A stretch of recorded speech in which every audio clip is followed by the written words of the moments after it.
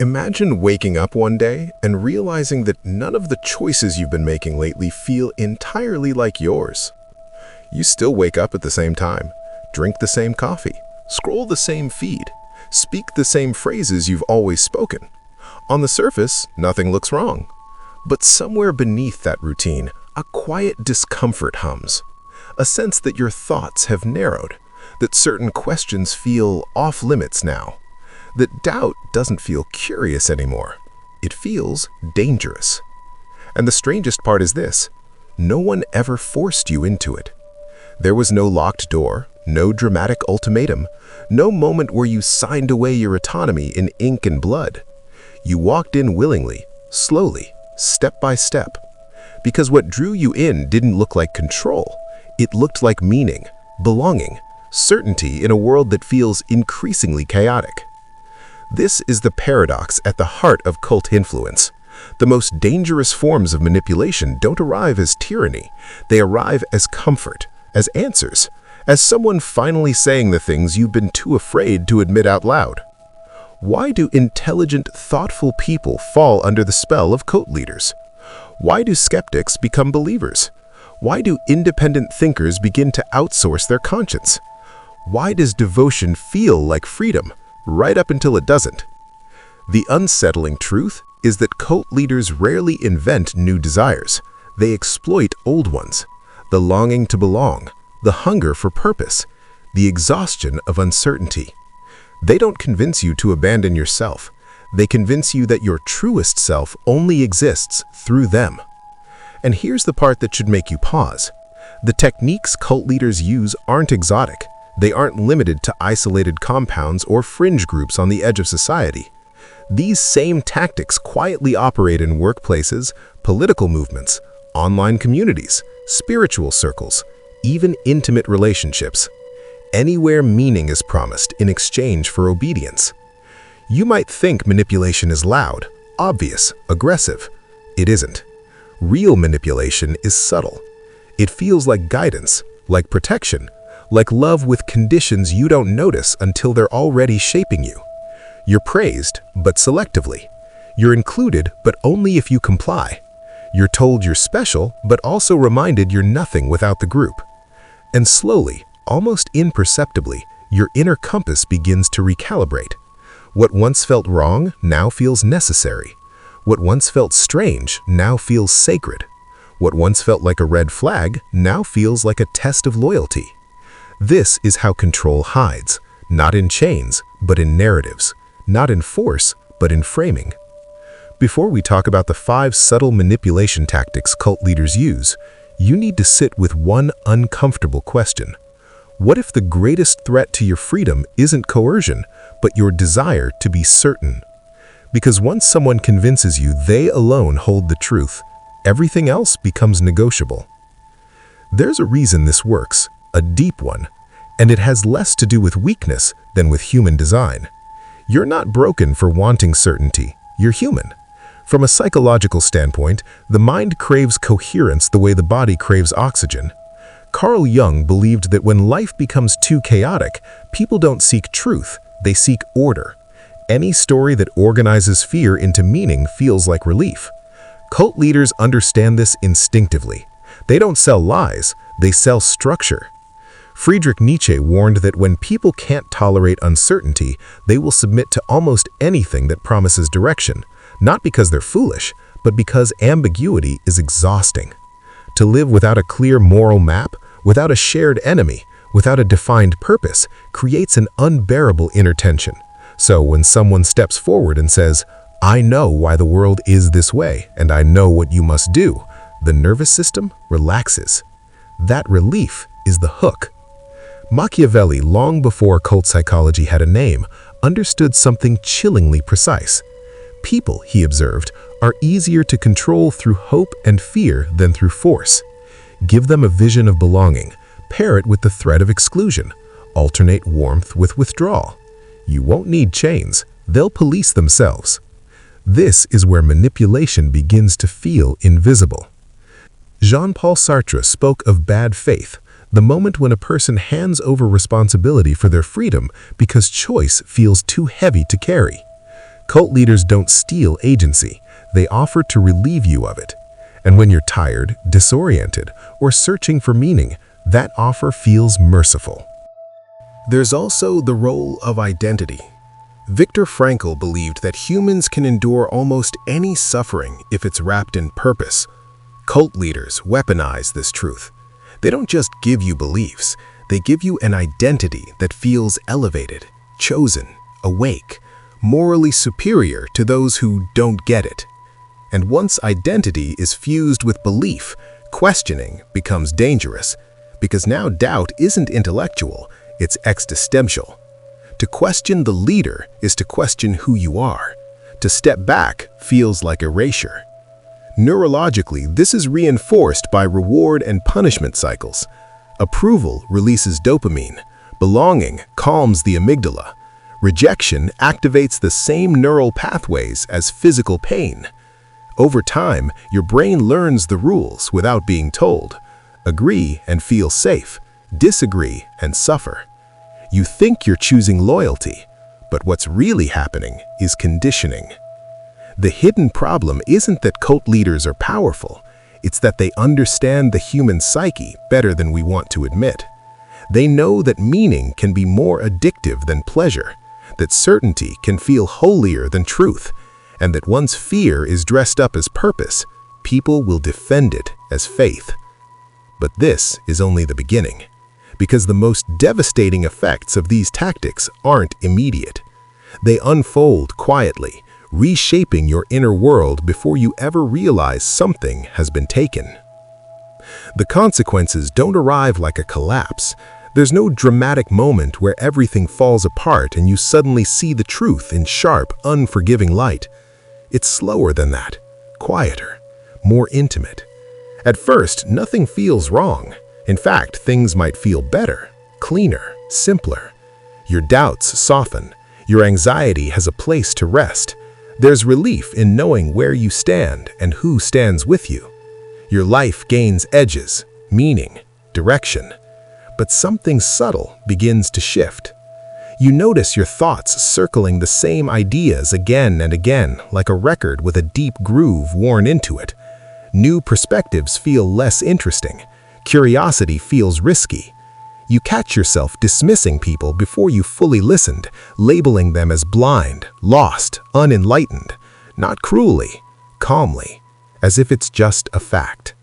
This is how the mind narrows without announcing itself. Cognitive biases take over quietly. Confirmation bias keeps you consuming only what reinforces the narrative. The backfire effect makes opposing information strengthen your belief instead of challenging it. Cognitive dissonance becomes unbearable, so the mind resolves it by rejecting reality rather than questioning the story. And then there's language. Language changes first. Words become loaded, simplified. Certain phrases carry moral weight, others become taboo. You stop saying, "I think," and start saying, "we know." Individual nuance dissolves into collective certainty. The more this happens, the harder it becomes to think outside the framework you've been given. Neurologically, the brain adapts. Repetition strengthens neural pathways. Emotional arousal locks memories in place. Fear paired with meaning creates a powerful loop. You're no longer just believing ideas. Your nervous system is trained to defend them. And this is where the deeper cost reveals itself. Your inner world becomes supervised. You monitor your own thoughts before anyone else has to.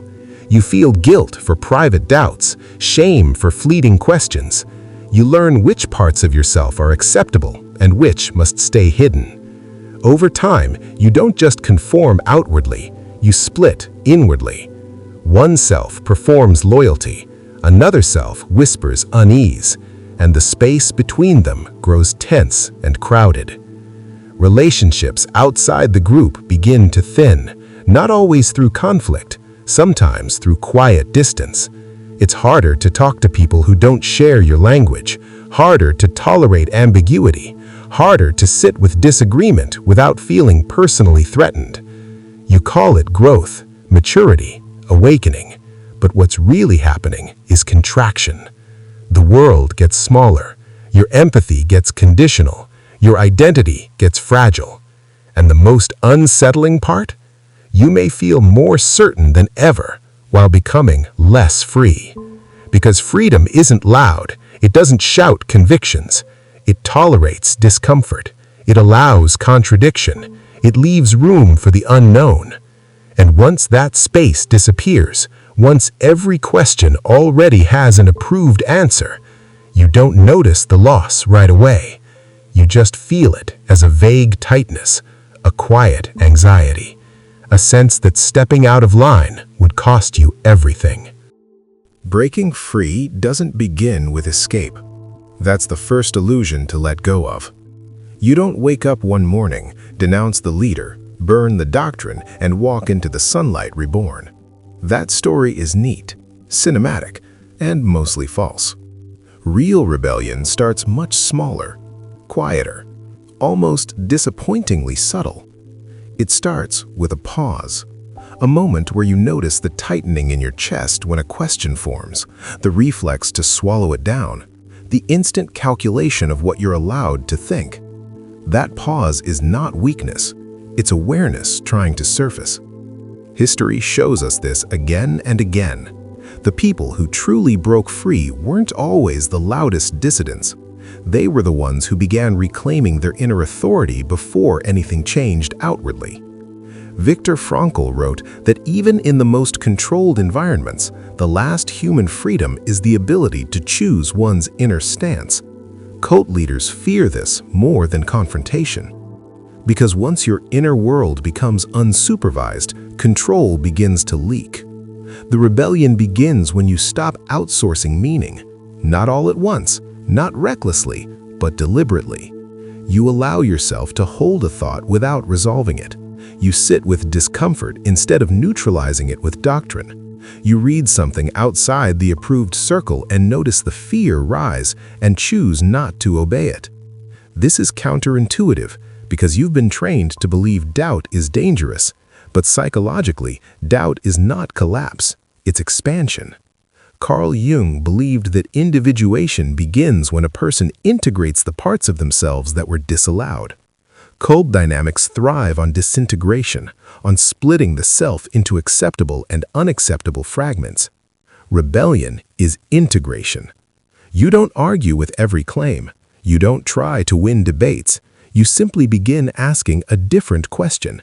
Not, is this true or false, but what does this belief do to me? Does it enlarge my capacity for compassion?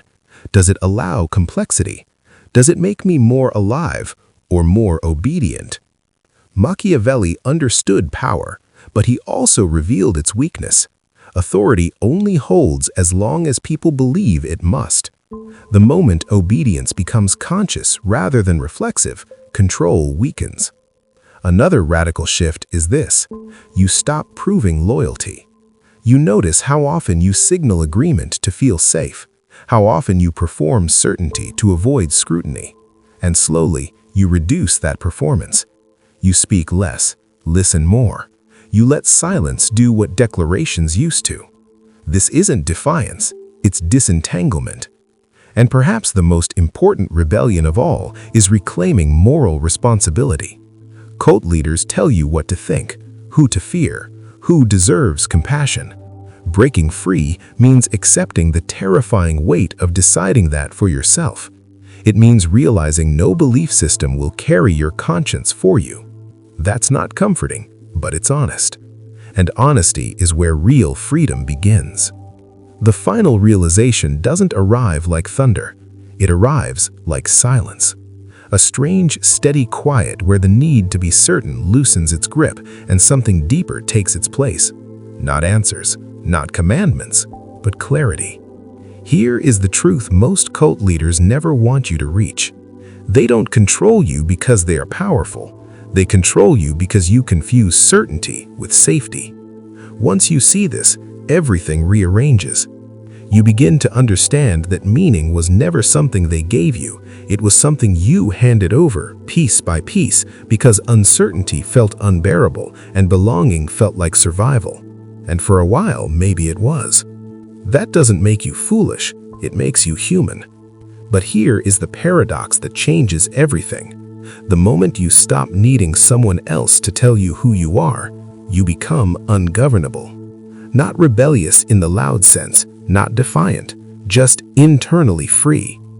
Jean-Paul Sartre said that freedom is terrifying because it removes excuses.